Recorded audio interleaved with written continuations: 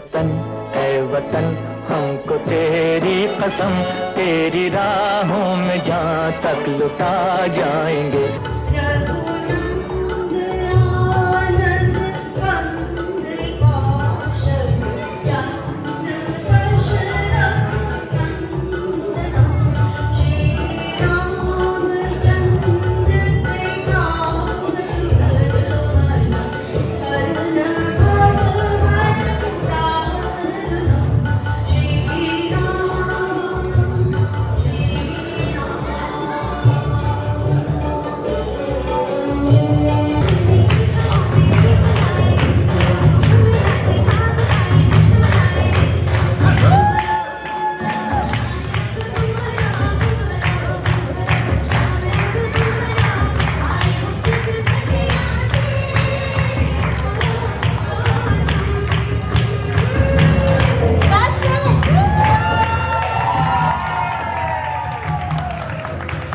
Those Kashmiris who have really braved this storm in their life and who have lived gracefully in spite of the storm.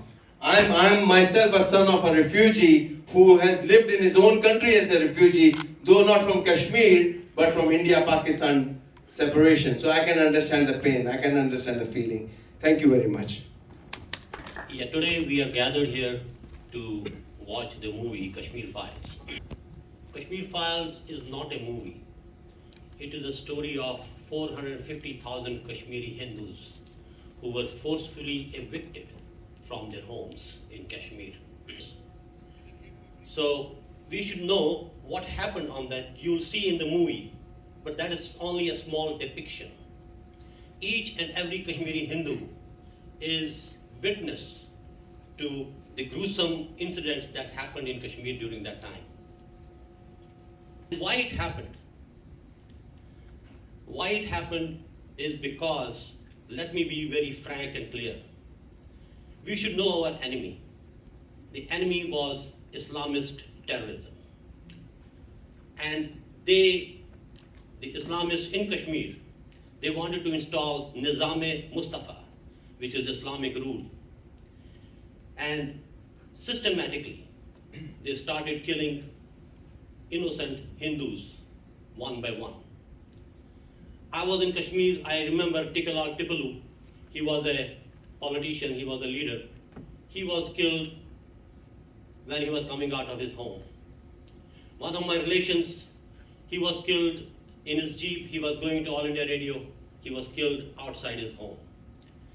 So there was systematic killings in Kashmir because they wanted to install fear in the minority community of Hindus. And because of that, 450,000 Kashmiri Hindus had to leave their homes. A Kashmiri Hindu who was killed, Rahul Bhatt, he was killed in Kashmir only because he didn't belong to a religion called Islam. I don't say that all Muslims are terrorists, but there are some Muslims who are terrorists. And a few Muslims matter the most, and the majority remains silent. They don't say anything, because these people don't come from, they are not just one or two people. The whole society, as far as Kashmir is concerned, the whole Islamic society was supporting them. After 32 years, we cannot go back to our home. My home in Kashmir is still occupied by a neighbor Kashmiri Muslim. I cannot go back to my home. Yeah, I would like to invite Princey Bhatt. She is witness to all this carnage that happened in Kashmir in 89-90. And I would like to invite her here, and she will like to say a few words. Princey. Thank you, Deepakji. Namaskar, everybody. My name is Princey, and I am a Kashmiri. I was born in Srinagar. I was 16 years old in 1990 when this all terror was happening. I was a good student and a caring daughter. I loved my friends regardless of their color, their religion, and their caste. And one day a storm came and that hit, that snatched everything from my life. I always asked myself, what did I do wrong to deserve this pain?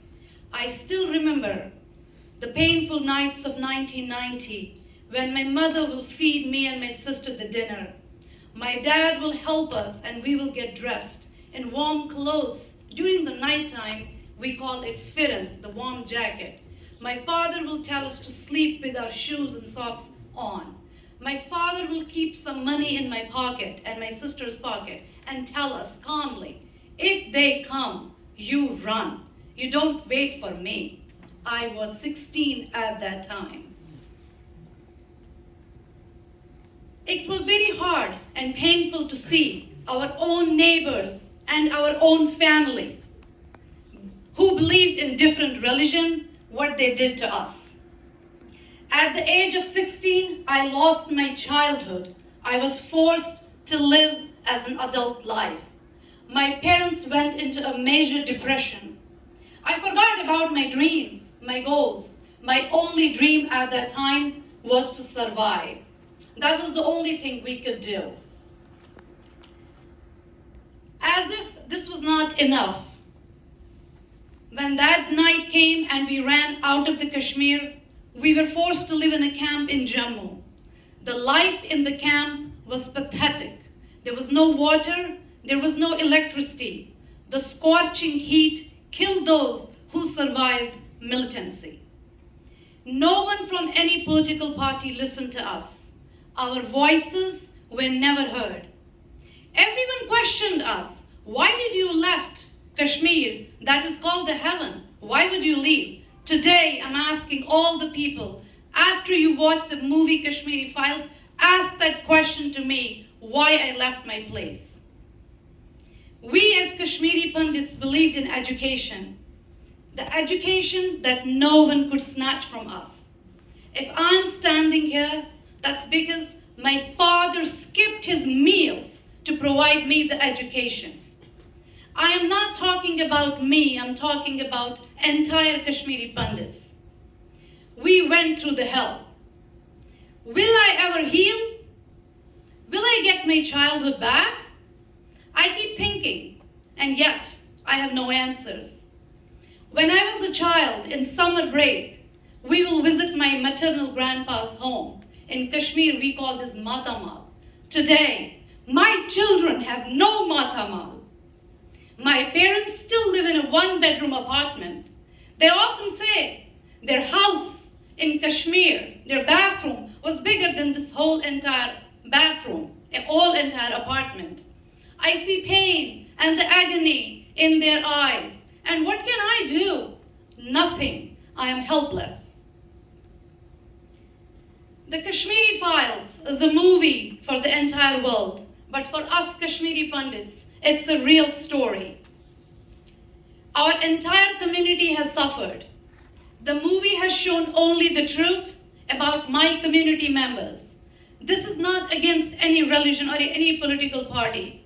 This teaches us an important part of the history.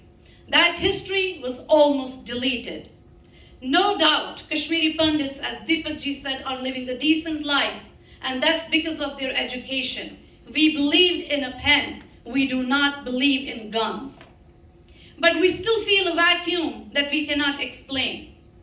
Somewhere, we think forces from outside the border are pulling the strings, but help is coming from outside only because people in Kashmir who do not believe in peace, who do not believe in Hinduism, they accepted the help from our neighboring countries.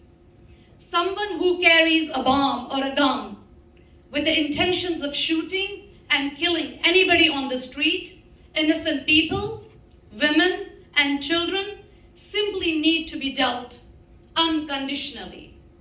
Infrastructure supporting terrorism should be dismantled. Today, I'm thankful to the Rotary Club people who have organized this Kashmiri Files. Once you see the movie, you will know our suffering, what has happened to us. Jai Hind, God bless America. Yeah. So when people call me damn or dad, no, just say dad. I love it. Well, I'm Marvin. Pleasure is mine. So I understand that you're actually connected to the Miami Airport Rotary. I am. I am actually past president for 2 years. Yeah. Wow, that's amazing. I have a connection to the Coral Gables Rotary. And I've been a member for almost 44 years. So tonight must be very special for you. With the screening of the movie, what are you hoping that we all get out of tonight? It is a special evening, and we are very happy that our club is able to screen this movie. I have seen the movie myself. It's a very powerful movie, and it really is like what we hope is people become sensitized to the situation what Kashmiri Pandits went through, and then basically serve as a warning for others, let's not let this happen.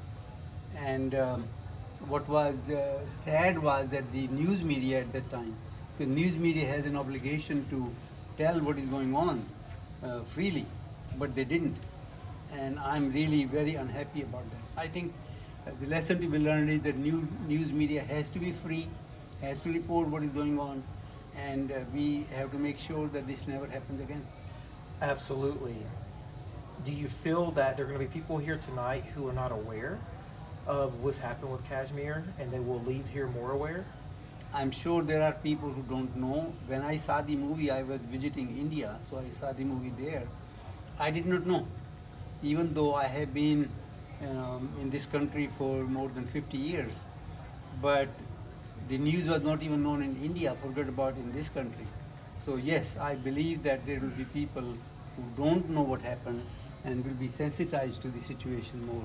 I'm definitely one. Tonight's been an education for me, and learning this process, and the terror that's happening. But I do know that so many Kashmiri Pandits have been killed. And do you feel like the American government could get more involved for the plight of the Hindu and Kashmiri Pandits? I not only believe that they should get more involved, it is a human rights issue. And American government, with all the pomp and show that they protect human rights, etc., this is one area where they have failed. And I believe that this is time that President Biden can do something about it. For sure. I'm sure you know what we call India, right? You know, the largest democracy on the planet. We love to brag about that. We say it all the time. So it's a bit hypocritical, right, for us to brag about that.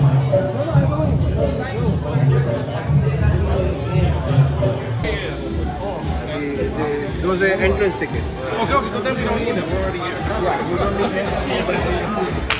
Okay. And you can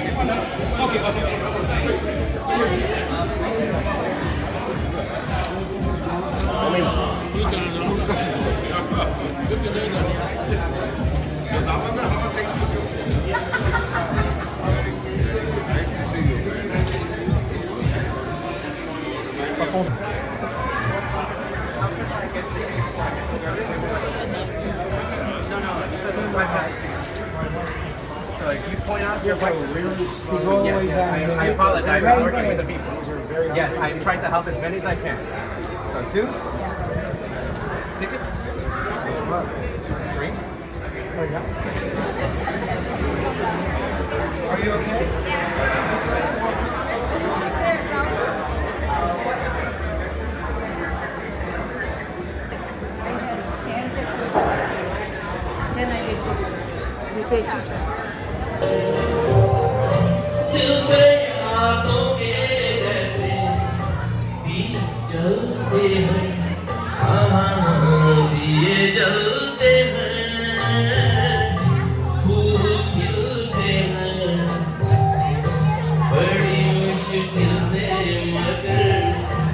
दुनिया में दो